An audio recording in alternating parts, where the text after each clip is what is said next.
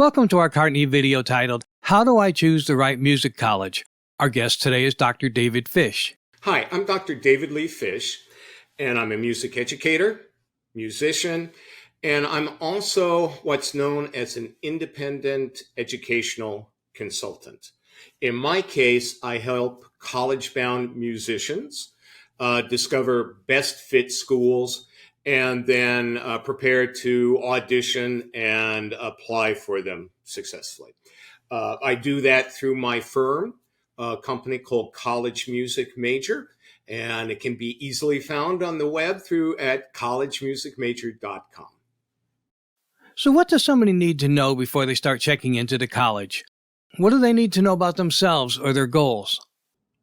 Yeah, I just finished, just a day or two ago, an article about this for Intune Monthly magazine, which is the country's leading music education magazine. So going through all of these steps. First thing you need to do is figure out what you want to do for a career. Is your career to become some sort of musician, whether that's a performer or a songwriter, composer, producer, engineer, or an industry allied to music, like the music industry. Maybe become a manager, a booking agent. That's the first thing you need to do. Now, you can change your mind once you get into college, but I often give the analogy. This is like a multiplex theater.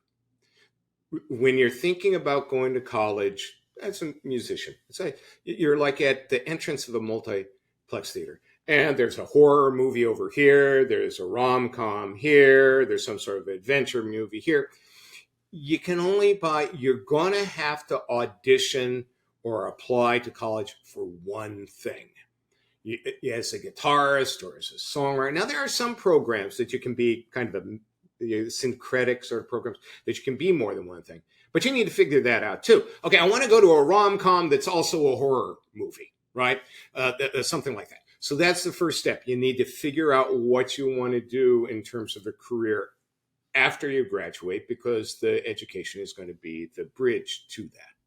Is it okay if you just don't know what career you want within the music industry? Yeah, I don't think you can often do much better than that, right? I mean, Vinny, you really need to be in the music industry to understand what those job descriptions or what real descriptions go with those sorts of careers and jobs, right? So and that's why internships are so important, right? And also if you're lucky enough to go to a school, let's say if you're in popular music, if you're interested in popular music, that you go to a school where there's a lot of music industry. And there's basically 3 places in the country for this. You know that. There's New York, LA, or Nashville, right? So once you're there, if you're adventurous and you look beyond the campus, that's often what's going to start to direct your actual, career path. How does someone determine what they want from a college? Yeah, I think you want to find a college that's what they offer is aligned with what you want in terms of a career. Right? So if you want to be a songwriter, you want to go to a school that has a songwriting program. You don't want to go to just a school that will welcome songwriters. You want to go to a school where there's a songwriting program, where there are courses on songwriting taught by songwriters. And that's easy to do these days. Relatively easy. I mean, there are 4,000 colleges and universities in the country. There's 2,000 that offer music degrees. You can go, my site has blog posts on the 10 best schools for songwriters. There are other sites that have those. You have to take some of them with a grain of salt. Not mine, but some, because some of those can be not written by those who are really in the know. But at least it's a place to start. Say, okay, now I've decided what I want to be is, right? I want to do media scoring. So I'm going to go online and I'm going to like just Google best schools for media scoring. Right? That's a good place to start. So there are a lot of different kinds of schools that a student can choose from. Can you go over some of those options that people have? Yeah, there are three basic ones. The one when we think of going to college for music are conservatories. And that's the Juilliards and the Eastmans and the Peabodys, Colburn in LA. They are schools that are dedicated to just teaching musicians or at most performing artists. Like Juilliard also has acting and dancing students, right? So they're dedicated only to teaching those types of those performing arts students. The upside of that is that's what you get. Now, this isn't completely true, but you get the most, the fullest opportunity to perform or to study being a musician at a conservatory. Right? You still got to take gen ed and things like that. Oh, by the way, for popular music, we often think of conservatories as being small, right? Like Juilliard has a few hundred students, maybe Peabody, a few hundred students. Berkeley in Boston, right, has thousands of students. In fact, it's the largest degree granting music institution in the world. It's still a conservatory because that's all they do is they teach musicians, right? Okay. So one of the three categories is conservatory. Next one is major university, and like where I went to school, University of Michigan, has a very strong music program, which is one of its schools. There's also a school of dentistry, a school of architecture, a school of law, right?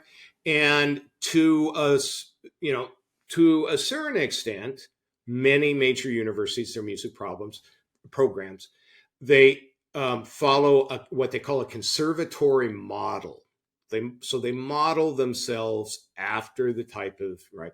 And so that includes things like, if you're a music student, juries and recitals and that sort of thing. The difference, the distinction is, like, if you go to conservatory and you take gen ed class, let's say on, I don't know, statistics, the professor there knows he's teaching musicians. So he's maybe going to, be a little bit humane about it, right? If you go to a major university, you study statistics. It's within the school of whatever teaches statistics, business, mathematics, whatever that would be. They're not going to cut you any slack because you're a musician, right?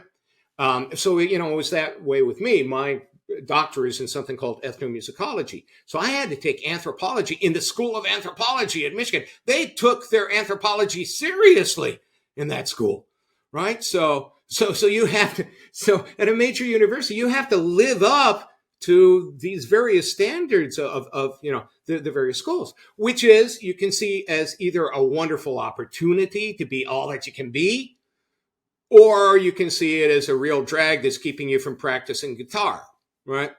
All right. So then the third type of institution are liberal arts schools, and that's where I taught for 20 years. I founded and directed a degree program for popular musicians.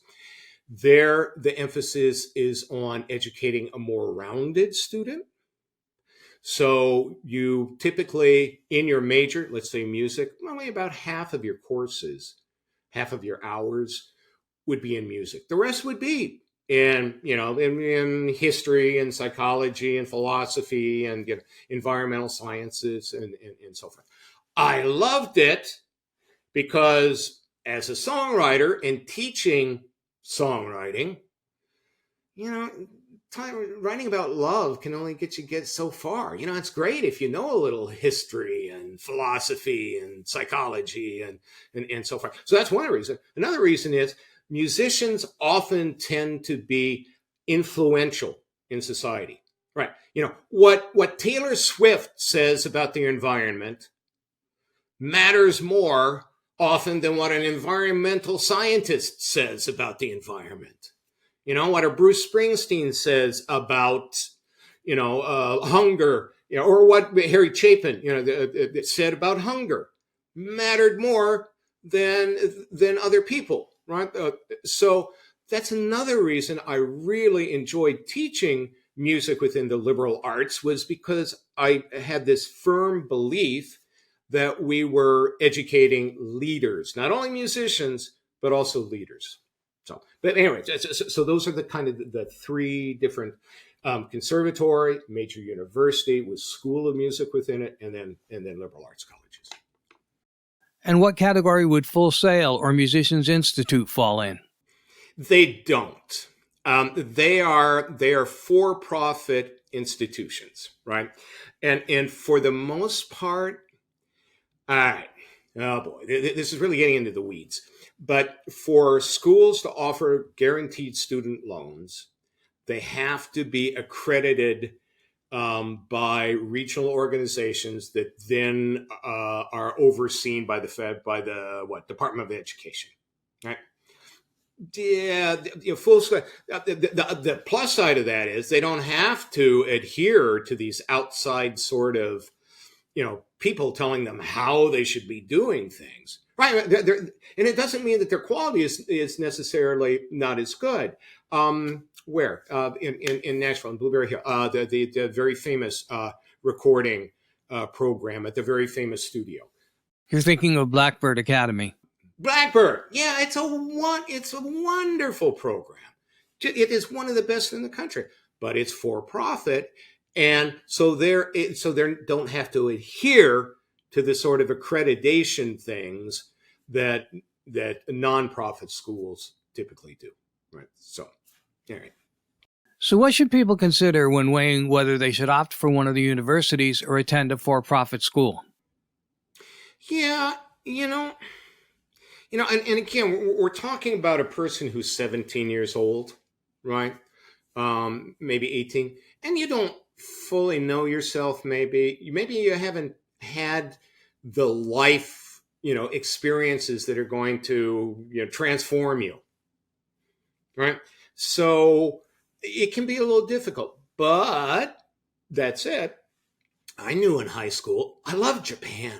I just love, well, you can see, right? I have all these Japanese things on my bookcase there. My wife's Japanese. I've lived in Japan for years. I studied a traditional Japanese music under an arts. So even from my high school days, I knew I loved Japan. So therefore, I don't think I would have been happy at a conservatory where if I, decide I want to go to a Japanese festival or go to Japanese music, I might get from the vibe from the faculty and my fellow students, no, you really should be practicing, right? So it's kind of knowing yourself, but again, at 17, that can be difficult, and maybe you haven't had this sort of experiences that wind up directing your life. So you do the best you can.